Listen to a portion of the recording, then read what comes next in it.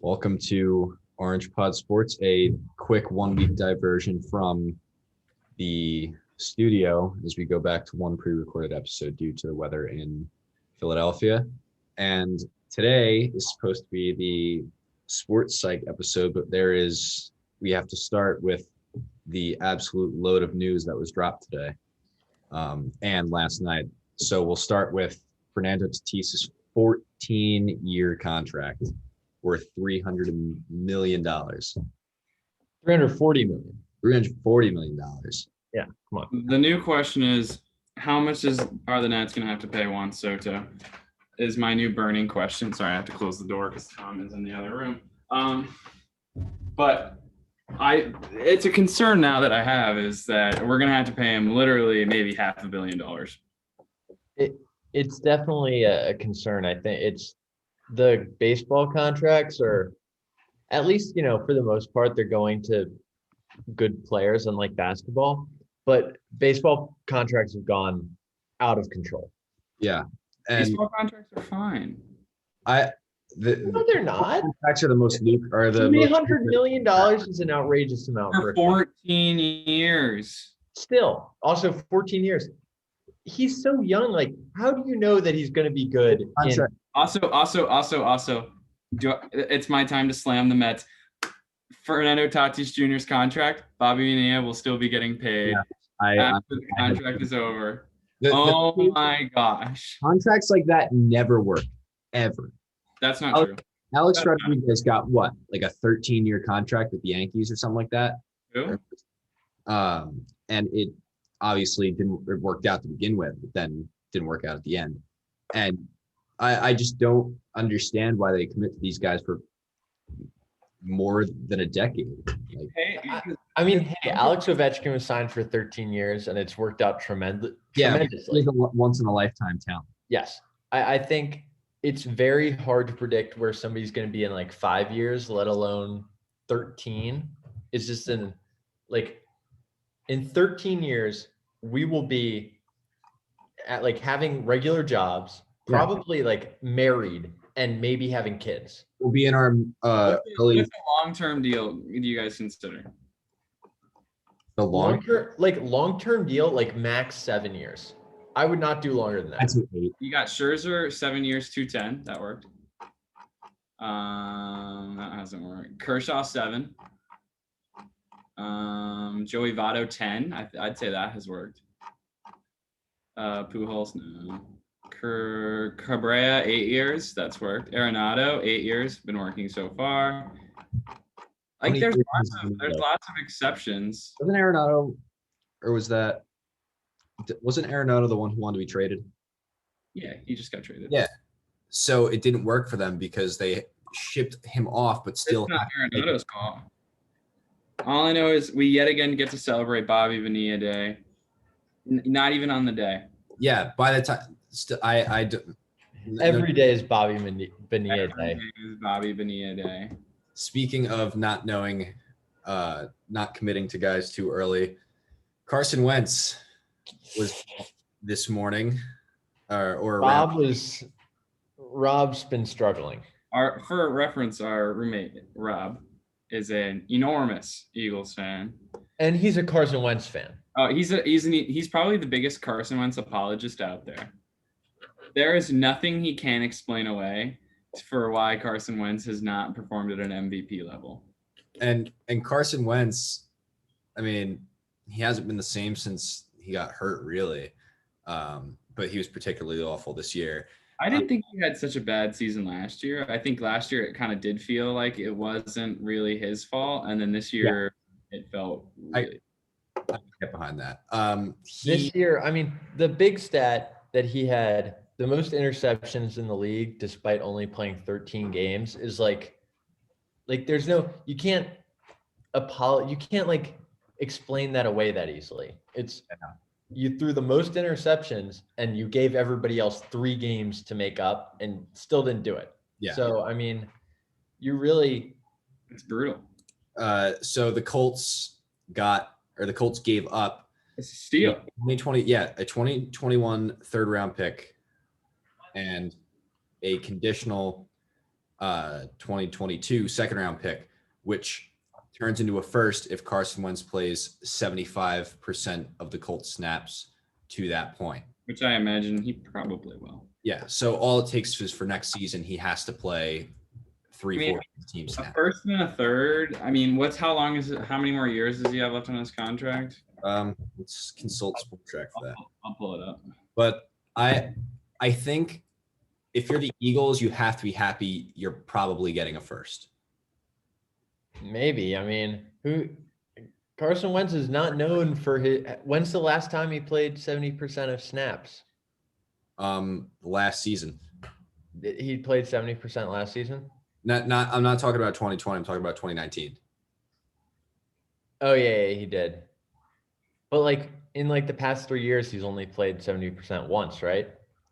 I think his contract kicks in this year, so he's got 4 years.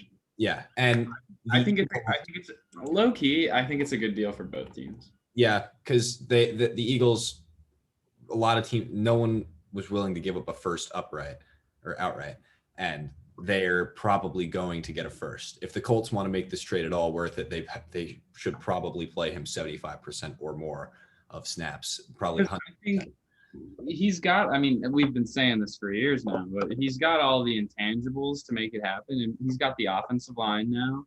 So I think at this point, it's put up or shut up. And I mean, you got to put some wide receivers out there. Granted, the Colts don't have the best wide receivers, but I think this is the time for Carson Wentz to either be it or not. Yeah, I mean, there's no excuses with what the Colts have, I think. So, I mean, this is interesting just to see how the rest of the quarterback shuffle will go. Yeah. It's another. So the thing that really perplexed me about this was the Eagles are eating the largest dead cap hit in NFL history. It's a whole season, basically, right? Yep, $33.8 million. For that, I feel like they should have gotten another pick. Like, yeah. That's why I think ultimately the Colts got the better end of the deal, because the Eagles are paying 20% of their salary cap is going towards Carson Wentz. They're paying for Carson Wentz without any of like the ceiling that Carson Wentz could provide. Right. It's like, we want Carson Wentz, but like they could be paying that money and maybe get the season where he won the Super Bowl level play, but they're not getting that money. They're not getting that play. They're getting Jalen Hurts, or they said they wanted competition. So it's Jalen Hurts or somebody else. Yeah. I don't think have a ceiling like Wentz. The funny part is Jared Goff's dead cap hit for the Rams at $22 million would have been the largest in NFL history if this deal did not happen. So both 2016 top two picks are responsible for some huge dead cap. Making history. Yeah. And one final note on quarterbacks. With the trade of Carson Wentz, no quarterback drafted from 2009 to 2016 in the first round will be on their original team. And this list of quarterbacks isn't it like 22 out of the 32? It's 0 out of 22 are still on their old team. So you guys ready for this list of quarterbacks? Yes. Jared Goff, Carson Wentz, Paxton Lynch, Jameis Winston, Marcus Mariota, Blake Bortles, Johnny Manziel, Teddy Bridgewater, EJ Manuel, Andrew Luck, Robert Griffin III, Ryan Tannehill, Brandon Weeden, Cam Newton, Jake Locker, Blaine Gabbert, Christian Ponder, Sam Bradford, Tim Tebow, Matt Stafford, Mark Sanchez, and Josh Freeman. That's quite a who's who of names right there. That's insane. Is Mark Sanchez still in the league? Nope. No. He's a college football analyst. Yeah, I was gonna say he's an analyst now. He was in the league last year. The Sanchez. Did he start a game for the football team? That was 2 years ago. Oh, 2 years ago? Yeah, he was an analyst. when we were still in the playoff hunt with Josh Jacobs Josh. Josh Johnson. Yeah. That was an even worse season quarterback wise than last year. That was when Alex Smith got hurt. Yeah. No, that was the year. No, that was the year before that, right? No. That was the year he got hurt because then you had it might have been Mark Sanchez. Mark Sanchez got hurt. Josh Johnson, I believe, came in. Mark Sanchez came in and handed the ball off for a 5-yard touchdown. Oh yeah, and I was like, Monday night. I'll be honest, all the years kind of run together for me for the football team sometimes. Josh Johnson is on the 49ers. Well, he's in the NFL. Good for him. Yeah. Good for him. So now that we have all the news out of the way. Also, pitchers and catchers officially reported. Yes, pitchers and catchers officially come back. Looks good. It looks good. Everything's looking back to normal. So Exciting times. now is the long-awaited sports psych episode. Why we root against the teams we root against, negative rooting interests. So the idea for this real quick I have to say it's not my original idea. I heard it on a podcast. I absolutely loved it. And I figured we'd dive into it. We're stealing content now, Aaron. I gave credit where it's due. It's okay. We do not own any of the ideology behind this. So first, we're just exploring it. So first, we have to establish some methodology. So every person will dislike different things. Everyone's sports fandom and journey as a sports fan is different. No, everybody has to like what I like and not like what I don't like. And these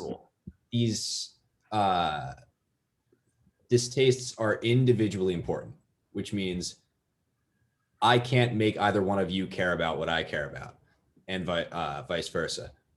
So like it would be, and no matter what your gripe is with the team, whatever reason, it is valid because I can't tell you what to care about. If Adam hates, I don't know, the Nets because he hates their uniforms and he wouldn't hate them if they wore just like their 1970s uniforms or 1980s uniforms. I'm just throwing this out there, not saying it's true. Using it as an example. As ridiculous as that is, I can't say that's not a valid reason to hate the Nets because everyone weighs things differently. So, and none of this has obviously any base in stats. It's all emotion.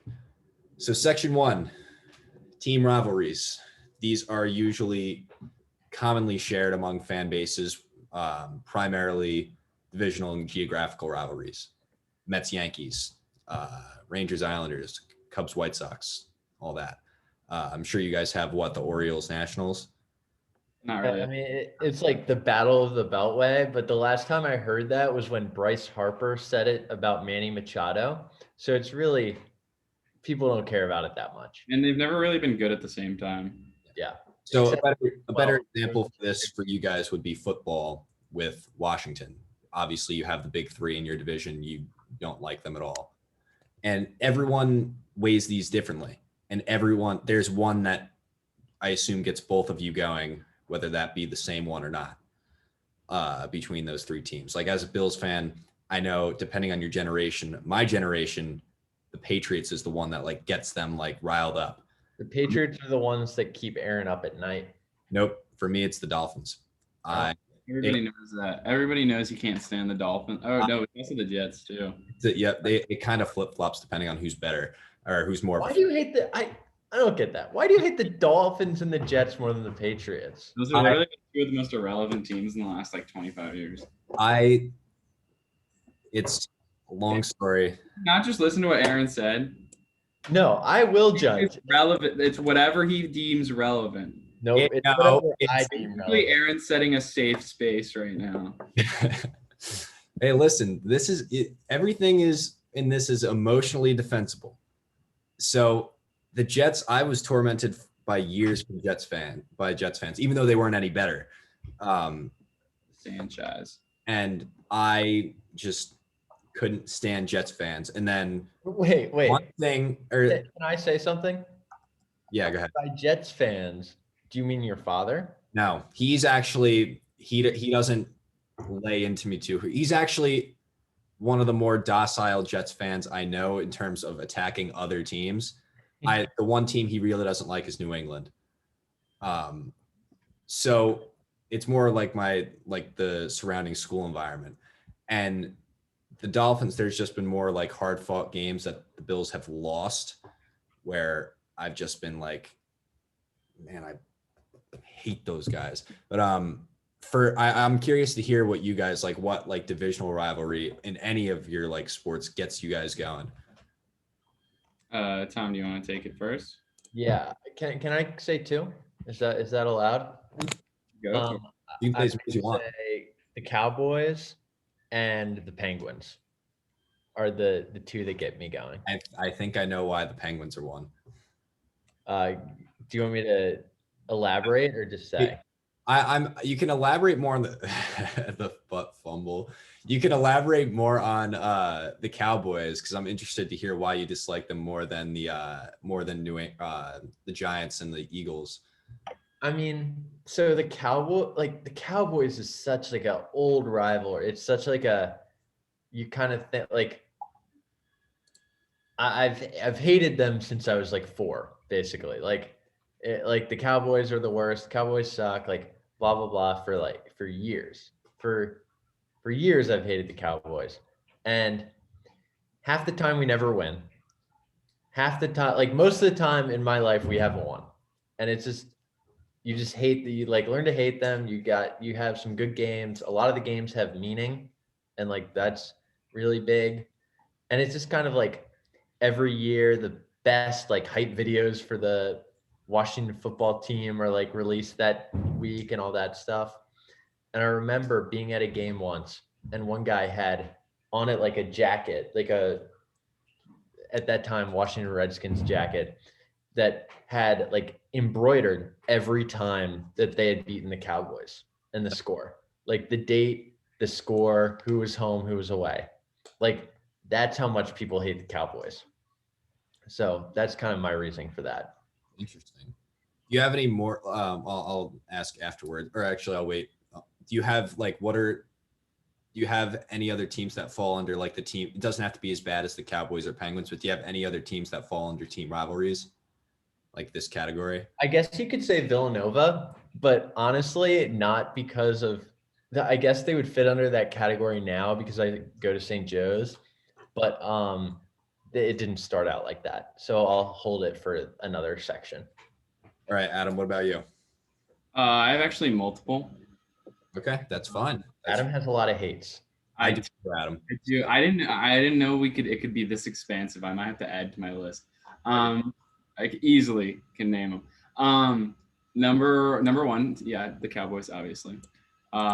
There's just nothing like there's no better highlight in the season than beating them on Thanksgiving. I mean, it's not even close. It's rare, but when it happens, it's like and one time we beat them in like week 17 to go to the playoffs. Oh my god, it was amazing. They're just so annoying and their fans are the worst.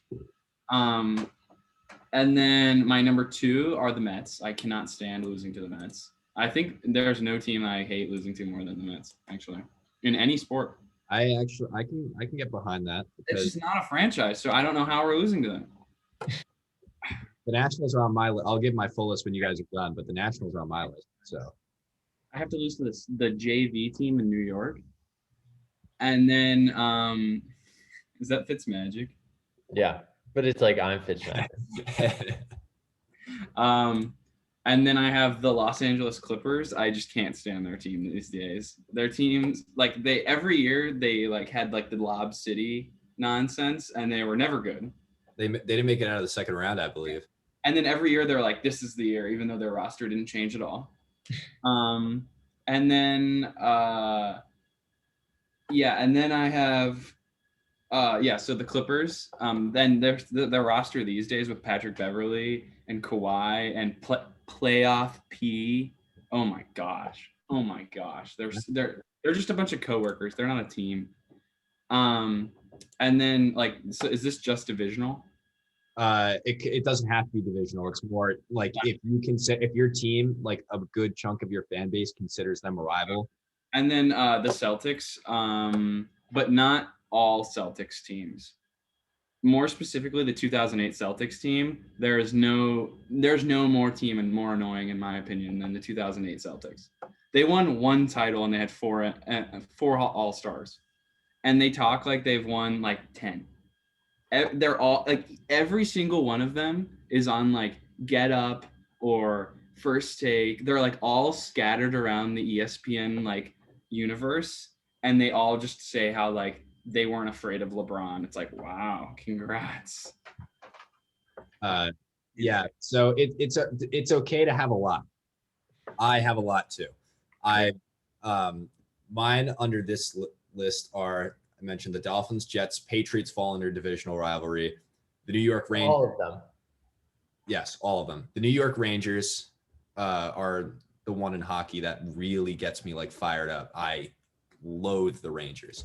The Pittsburgh Penguins, the Toronto Maple Leafs are one that I really don't like them. And by the way, these teams. Is that division? Is Toronto? It's been a rivalry ever since Tavares left for Toronto. Does that fall under that category? These teams can fall under multiple categories. Interesting. So, you'll see that later on. The Yankees and the Nationals are my two baseball.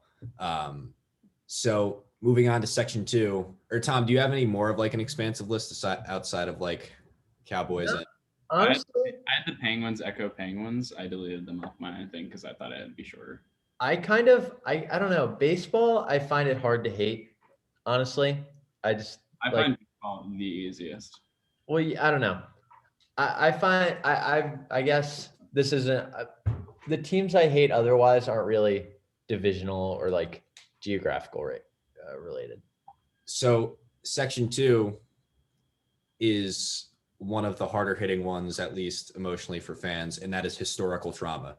You may consciously or subconsciously root against a team based off of one event, and that event creates an emotional tear, especially if it happened earlier on, like during your more formative years. An example for me is the Pittsburgh Steelers. The Bills, I believe, before 2019, it had been since 1989, the Bills did not beat the Steelers.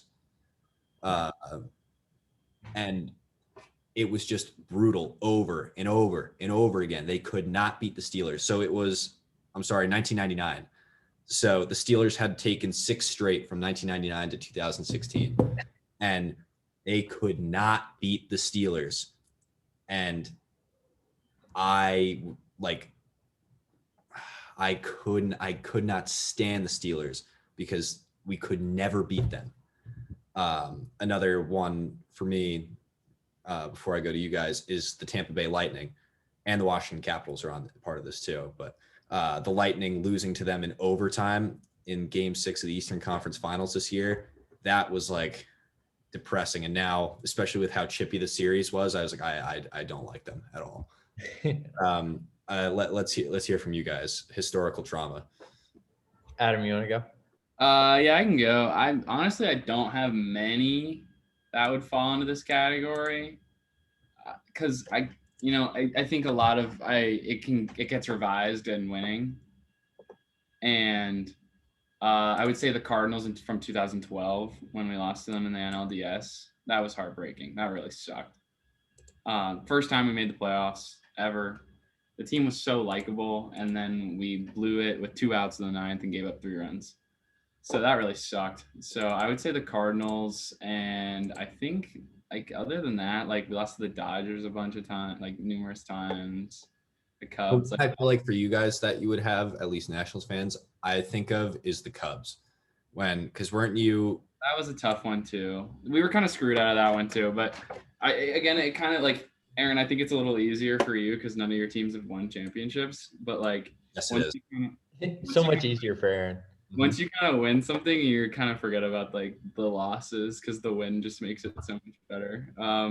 like the Penguins, obviously, like those series were always super frustrating when we would lose. And that's what I talk about with multiple categories, because I think the Penguins for Capitals fans would fall under both team rivalries and historical trauma, because before 2018, you just could not beat them, like, ever.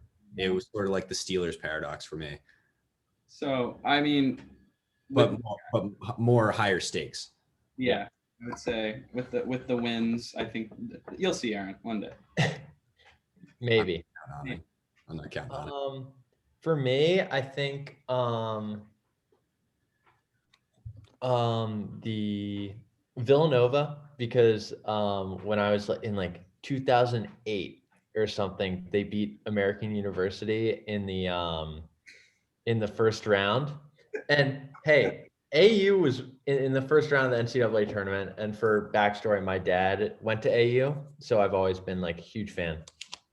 And for your information, American was winning at one point during that game. It was a 15 seed versus a 2 seed.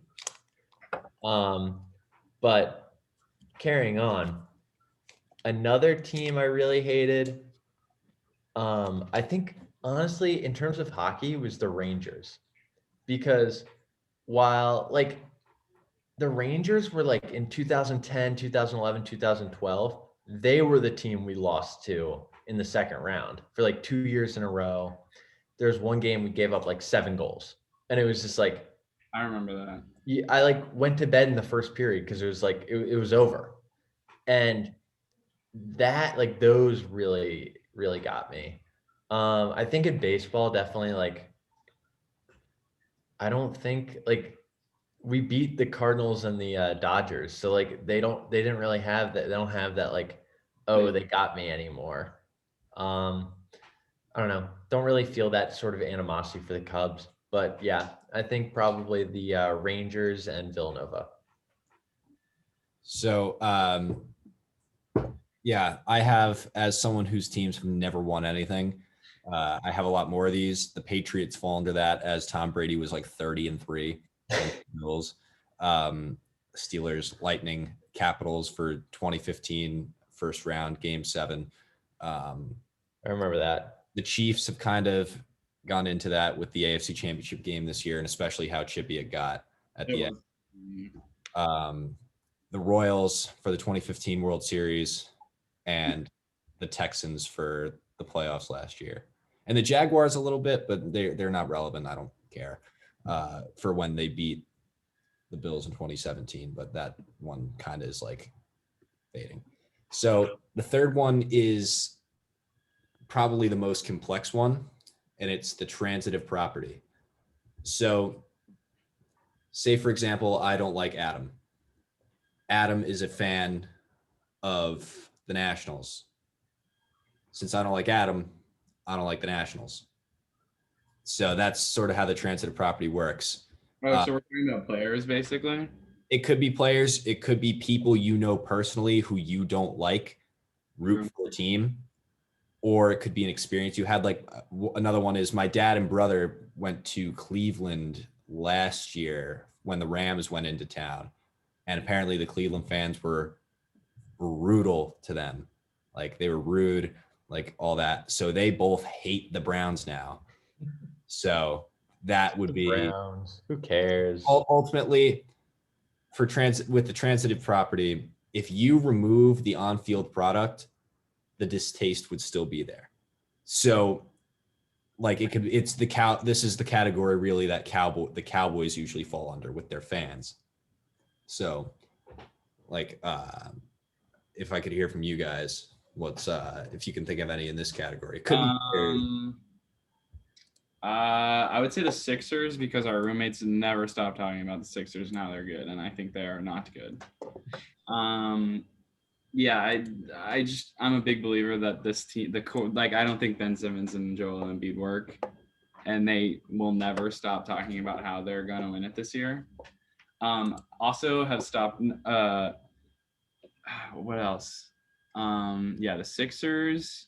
There's a lot. I could go on about like certain players. I don't know if you want that right now, or if this... well, the players will be the next one. Okay, so then I'll pass on that. And then I've never had like, I can't believe I forgot the Phillies. Yeah, the Phillies. I really don't like the Phillies. And What? like Because of their fans? their fans are not great. They're like really annoying. And Actually, no, they are. They are. especially like when we're at home and they fill the park well at our stadium, and that's always bothered. Then like a lot of DC sports like have problems with other team because everybody's from like other areas. Right. So that's kind of annoying. But so yeah, like I got heckled by like some Phillies fans one time, and I'm like, dude, like, leave me alone. I was getting called by Philly fans. So that was annoying. I remember getting yelled at when I was like maybe I was like 8 by some Eagles fans I and have a similar Lions story. fans at a preseason game. You And deserve it. so I'm not a huge fan of the Lions. And when we lost to them this year, it kind of sucked. Yeah, it was our first game with Donovan McNabb. Sucked. Good times. Good times.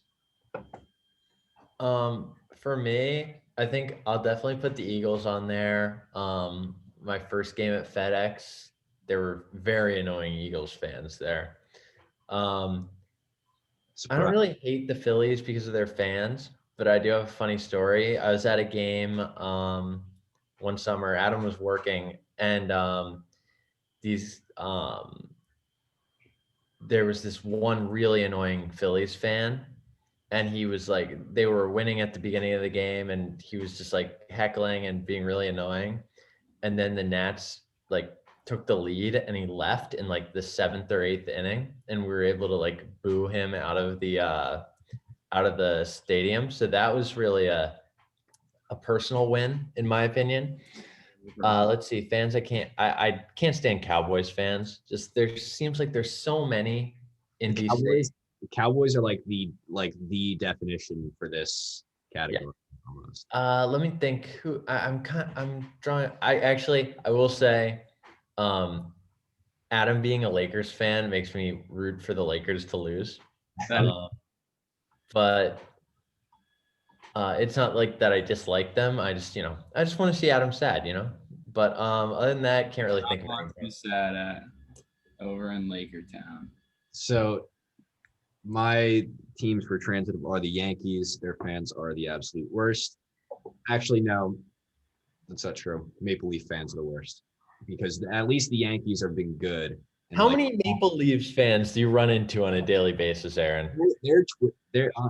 Some of this is just purely on Twitter, and they are the most annoying people and the most stubborn and ignorant people on Twitter. So it's the Yankees, Maple Leafs, Rangers. The Bills fans were getting dangerously close at the end of the season. Yeah. You guys, the Bills fans were trying to make me dislike them. I was trying my darnest to love the Bills, and I was like, no, I need to, like, the fans are great. They're great. And then they're like, we're being disrespected. We're not getting unanimously picked to win in the AFC title game against the defending champion. The AFC title game. Hey, well, I think the worst case of that was against the Ravens, which I see your point, but I also don't. So Yankees, Maple Leafs, Rangers. My dad, brother, and I all know a certain Indians fan that really kind of grinds our gears. Name names. Not naming names. Can't do that. Patriots, Titans, and Vikings are 2 teams that I root against because their fans are very annoying. Why do you hate Vikings fans? They're like, Justin Jefferson's better than Stephon Diggs. And they're like, we got the in July, they're like, Josh Allen sucks. And we're like, no, he'll be fine. So section 4 is where we start to get into the players. I have one team that hasn't fit through any of these categories, actually. There's still more to go. Yeah. I have numerous, actually. So section 4, 5, and 6, I believe, all are mostly player-based, if not all. So section 4 is assailant of team/player, real or perceived. If we feel like someone has attacked our team, we don't like, whether they meant to or not, we don't like them. So an example of this for me, I have two people not in sports for this example. I told Tom about this. I'll get to them in a bit. But for me, Doug Marrone, when he walked out on the Bills, I really don't like Doug Marrone. And it was a big reason I rooted against Jacksonville during his entire tenure there. Vontae Davis, Jamal Adams, Jalen Ramsey, and John Tavares are like my big 5 players that I really don't like. And I'll get to the players once, to the off sports people once you guys go through your players. Let me think. I don't like Haloti Nada because he hurt RG3's knee the first time back in 2012. That falls into another one, but that's an assailant of a team or player. So it's multiple categories. Continue. Okay. So players I don't like. I guess I don't know. I don't hate many players. I think, like, for the most part, other than Bryce, there haven't really been any like contract things that have gone horribly as somebody's left. I don't know. I don't really like Todd Reardon. He just kind of like annoys me. But like I wouldn't say hate because he's a hockey coach. So how much can like you hate a hockey coach unless he's John Tortorella? Yeah. Tortorella's hilarious. I don't get the hate for him either. He's funny. But yeah, I don't really have any hate now because I also have to save time for Sanine. All right.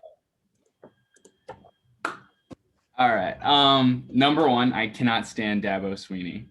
I cannot stand Dabo Swinney at all. He is so annoying. I just every year it's the same thing with the Bills. He says he lies to everybody and tells them that they're underrated. Like, shut up.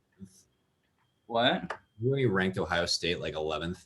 And then they got lost, so I guess they're 12. Like, it's so annoying. Like, I respect that they win like a lot, and it's not even about winning or losing or whatever. It's how they act. I can't stand. And then with the COVID, with the herd immunity nonsense, and they handled it so poorly. It was so frustrating. It's just so I can't stand him. That's number 1. Jamal Adams, Aaron, actually I added that to my list. I can't stand Jamal Adams. He's not a safety. Like, stop lying to me. He's not a safety. He's an edge rusher. He's an undersized edge rusher. He's not my number 2, but I wanted to hit him on that. Number 2, Carlos Correa. I cannot stand Carlos Correa. I looking at a picture of him would be frustrating because he, like, first of all, is so overrated. He's not that good. And like, he's had these MVP expectations, has never hit on them, even kind of close. And then the science stealing scandal, and then he lies through his teeth all spring training, gets called out by a bunch of players, and he was like, you guys don't have the facts. And it's like, we literally do. Number 3, Justin Turner. A lot of these are baseball because I do know them a little better. Justin Turner, he yelled at one of my coworkers for asking for Clayton Kershaw for an autograph. Only person who has ever given anyone I know a hard time. Josh Donaldson yelled at me to run faster on the field. That's kind of funny though. It wasn't like me. Yeah. It wasn't like somebody. Like the ball came out, like it was like a foul ball, and it was so like during a game, you know how like one bat boy like brings the balls out to the umpires, like the new balls to get cycled in. Mm-hmm. And so like he didn't like the way that we were doing it, so he like yelled at us, and I was like, dude, shut up. And then he hit a home run that at bat, and I was like, okay. So that really sucked. And he played for the Braves, which, I don't hate the Braves, but it didn't help. Dwayne Haskins, cannot stand Dwayne Haskins. Oh my gosh. Like, what a terrible attitude. I can't believe, like, coach literally has like just recovered from cancer, and you're gonna go like mess around with COVID. Not cool. Dan Snyder's fault, and I do hate Dan Snyder. Oh, Dan Snyder. Yep. Draymond Green. I cannot stand Draymond Green. Draymond Green's newest press release about how he gets slighted, how the players keeps getting slighted, and it's unfair that the owners get to act differently than the players. It's like, dude, you're an employee. Like, that's how it goes. Like, you're not above anybody. Quick break, Tom. I'm very upset that you went dark for like 3 minutes and did not come up with a picture of Carlos Correa as your background. Oh, I'm sorry. I had to take the beef out of the freezer to thaw it. My apology. All good. Continue, Adam. Go ahead. Draymond Green, and he like kicks people in the groin. Like, that's kind of childish. And he's never lived up to like the hype that he has around him. Like, he scores like 5 points a game. So I think that's my list. I'm sure Hunter Dickinson. He's a okay. center. He's a center for Michigan basketball. I cannot stand him. He is not good. Okay. I don't care if anyone says otherwise. He is not good. Okay. That's my list. I'm sure I could name more. No, Aaron, I need a second to respond because Adam is insistent that Hunter Dickinson it's not even that he doesn't like he's annoyed by him because like actually honestly my mom is annoyed by Hunter Dickinson. Adam just doesn't think he's a good player, which is wrong. It's wrong. It's correct. He's literally just 7'2", and that's his basketball talent. Points a game. Has 8 rebounds a game. He's like consistently playing very well against great competition. He's not talented. Like, he's just not good. He has 15, 7.5, and 0.9 assists a game. He doesn't. Yes, he's a center, Sanine. Pass the ball. He's a center. He doesn't pass. He's a terrible teammate. That's what Terrence Williams told me. Terrible teammate. Terrence, I guarantee you, Terrence did not tell you that. No, obviously he didn't. But Terrence Williams, there's a guy I could get behind. But okay. Adam is completely wrong about Hunter Dickinson. Hunter Dickinson was on DeMatha, a high school rivals of ours. That explains it. That explains what. Quite a bit. No, that's not why he doesn't like him. Adam just thinks he's bad. Adam doesn't care about the beating. Adam just thinks he's bad. He's just not good. Like, he's just not good. Okay. Before we end up spending 25 minutes on whether Hunter Dickinson is good or not, because I know you two can totally do that. We've been talking about this for maybe 4 years now. So now I agree with that. Before we run to section 5, I want to touch on the two non sports people who are on my assailant of team list. Those are John Bon Jovi and Donald Trump. So both. Getting a little political here. No, this has nothing to do with what Trump did politically. So both tried to move the Bills to Toronto. And when the Pagulas bought the team, Trump said about the Pagulas, that's better than Correa. Trump said that the Pagulas and the Bills are losers and they will never win anything. To his point, they still have not won anything of meaning other than the AFC East yet. But, and then Bon Jovi was like, yeah, I'm flat out moving this team. Like, if I successfully get the bid. So those are my two on that list. Section 5 is assailant of geography. So someone says something bad about the city that you're in and that your team resides in. I don't have any of these. I know a lot of Bills fans who do, but these arguably cut deeper than most because someone is at that point assaulting your community and your home. So I don't have any of these. Do you guys have any of these? Like one that I can think of. Let's hear it. Bryce Harper calling Philadelphia the best city in the world. Like, he'd been there less than a week. Like, he hadn't even moved yet, and he was already calling it the best city in the world. No, he was tackled relentlessly when he was in Philly on the Nats. And then Kayla Harper comes out and says the Nats fans were classless and like berating him, and then it came out later that they weren't even Nats fans. they were Red Sox fans. Nice. So I couldn't stay. Like, I remember like going to work and like seeing that, and like people were not happy about it. Like, people were like, dude, you haven't even lived there yet. Like, you're still in Florida when you said that. Like, he hadn't lived there. Yeah. So that one is, there aren't as many of those depending on where you live. Do you have one, Tom? I mean, I don't know. I hear this is kind of like in defense of DC almost. Like, you hear people say, oh, it's not a sports town. And I do agree with Adam. There's instances of people, like there's been instances, especially the football team the past couple of years, and you do notice it during Nats games, of like it being kind of like blank park, like away, like Bill Belichick saying, oh, this feels like it was a Patriots home game during the, like things like Right. that. That's right. That's falls under this. Yeah, like that annoyed me. I think, but then people use that to say DC is not a sports town. And then that's just not true. Like, you look at, oh, actually, I will, the Penguins for this. Penguins fans in the past, after they've beaten the Caps at home, will go to the steps of the art gallery right across from Capital One Arena and like party on there and be like, oh, this is our hat, blah, blah, blah. And every time I see that, that really gets me annoyed. So that will probably be that's really like assaulting geographically thing. Yeah. I feel like Capitals get like show out, like, Oh, Capitals get great attendance. And then don't forget when A-Rod, first game, Bryce Harper's game back, he was like, oh, I don't blame him for leaving DC. This is a politics town. Philadelphia, a real sports town. I was so mad when he said that. That falls under this category. Absolutely. Yeah. But A-Rod's really redeemed himself. A-Rod used to be on my hate list, but then he started dating Jennifer Lopez. So now he's just kind of, and he's on Shark Tank. So like, I much more enjoy him now.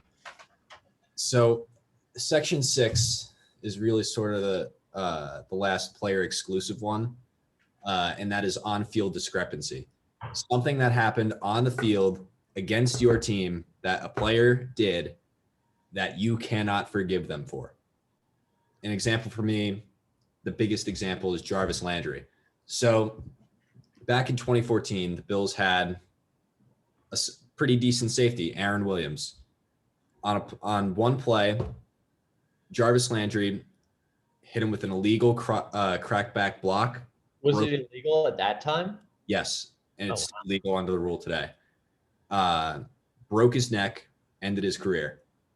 And I, like Bills Mafia and myself, everyone who's a Bills fan hates Jarvis Landry. And then he did the same thing in a preseason game to Taron Johnson in 2019 or 18. And like everyone was furious. Another one for me is Gronk. I don't know if you guys remember in 20. I remember that. Tre'Davious White was on the ground and he put his shoulder into Tre'Davious White's helmet like it was WWE. Did he get a flag for that? He did. Okay. And I don't know if he got suspended for it, but I know it kept Trey White out a game. I gotta say that was really bad. Yeah, and then my last one for this one is Chase Utley, the Ruben Tejada play in the NLDS in 2015. It's a clean play. It's a clean play. It was not. I It's a clean play. hate Chase Utley. I will never forgive him for that. And he was a Met killer before that, so that kind of adds on to it. But and he was very unapologetic about it, and that's what made it even worse. So let's hear from you guys. I guess Haloti Nada, like I said, for that thing. Let me think. I gotta say, I am blanking on the name right now. Adam might notice I'm saying it. The Pirates guy. What? Who leaned into Oh yeah. It was their catcher. Let me look it up. So anyway, was it Zimmerman's no-hitter? Or it was Zimmerman's. It was Scherzer's perfect game. Scherzer had a perfect game, literally 2 outs in the ninth, and he leans into a pitch and gets gets hit by pitch and a ball, and like breaks up the perfect game. That I've never heard of that before. It was Jose Tabata. Jose Tabata, he grinds my gears. Do not like him. I don't think Jose Tabata was a catcher though. 'Cause I- He's like He's he an was outfielder. not- I yeah, never remembered he's an outfielder. he didn't start the game either. He like went in. He was like a sub or something. He's probably who I'm annoyed by the most. I can't really think of like dirty hits that have been made against my team really that like really stick with me.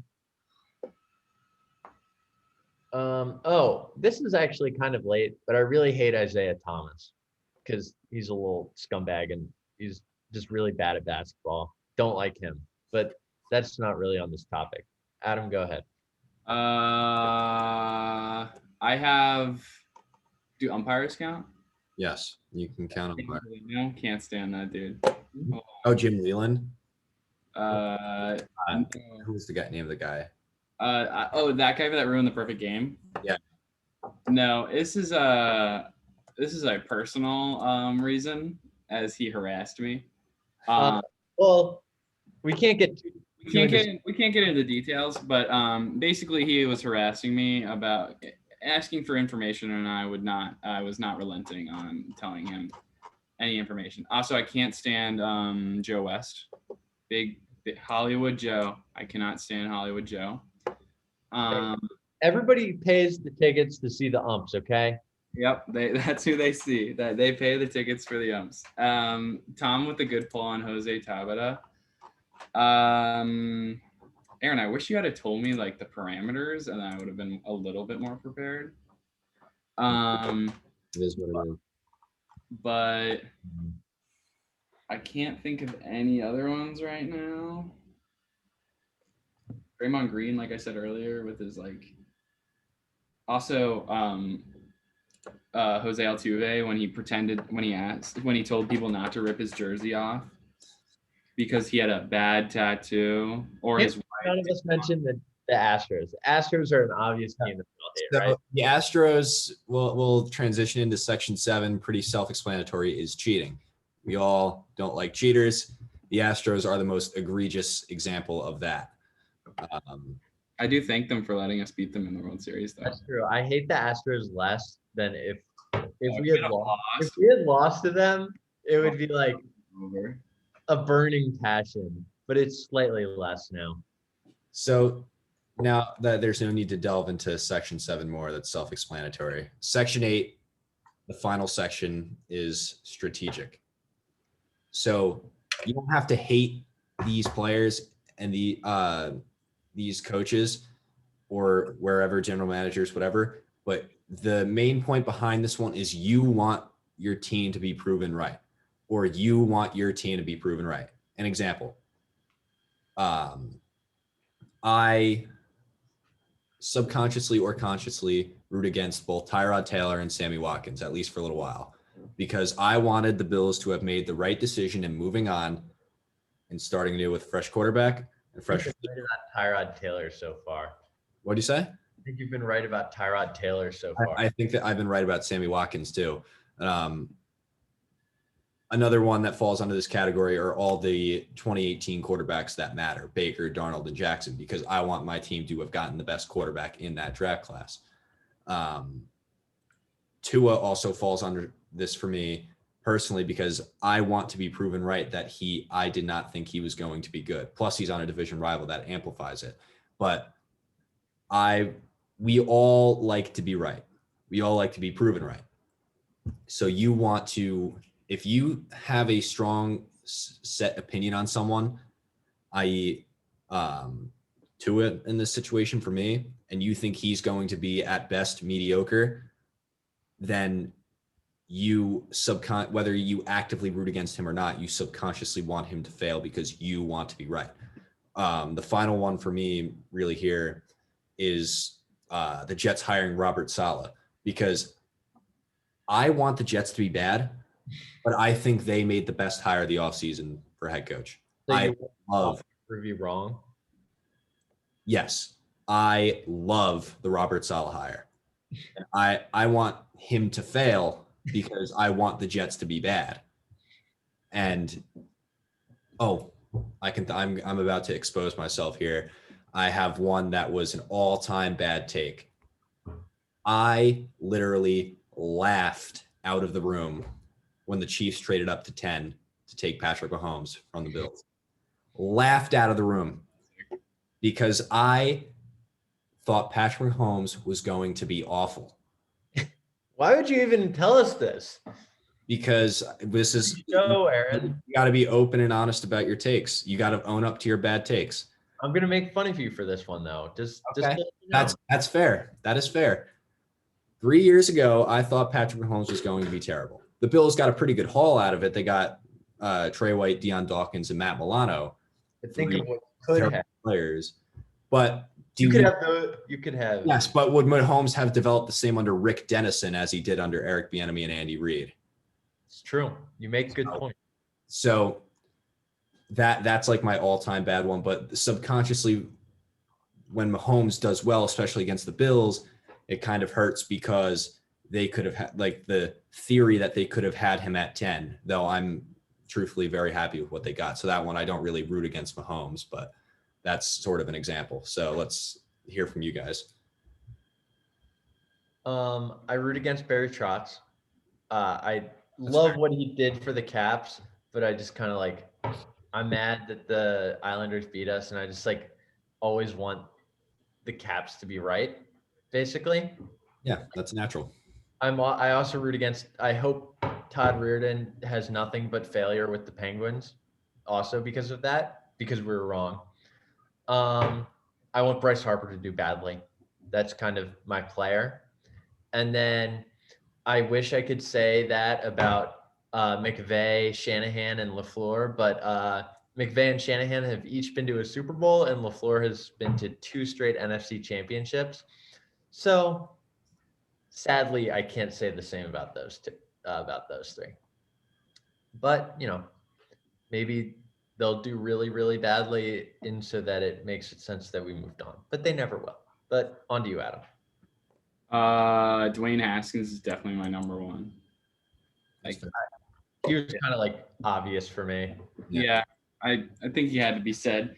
People I also root against, Paul George, because he picked the Clippers over the Lakers, even though he said many times he wanted to play for the Lakers. Who else? Honestly, like those might be it. I'm sure I will remember more. I could tweet them out later. One that I think about with you, I don't know if this is the case, but is Justin Herbert, and you thought he was going to be awful. I thought he was going to be awful, but I had him on my fantasy team, so now I'm just a big Herbert guy. I'm a big Herbert guy. Yeah. Actually, I have 2 more kind of. I want Russell Westbrook to not have success with the Wizards. Like, I want them to either trade him this year or them to continue doing badly. Emphasized.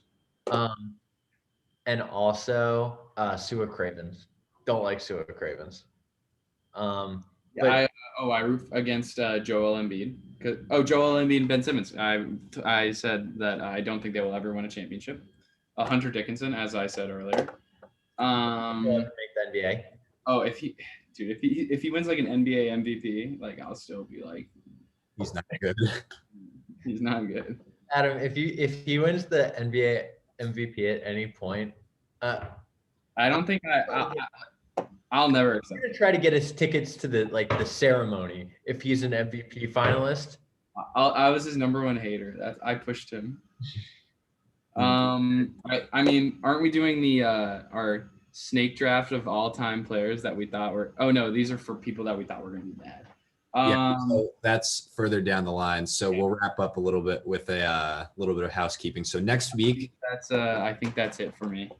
Yeah. I've had a lot of bad takes though. I can't remember them right now. The other people you root against as because you want to be right or you want your teams to be right.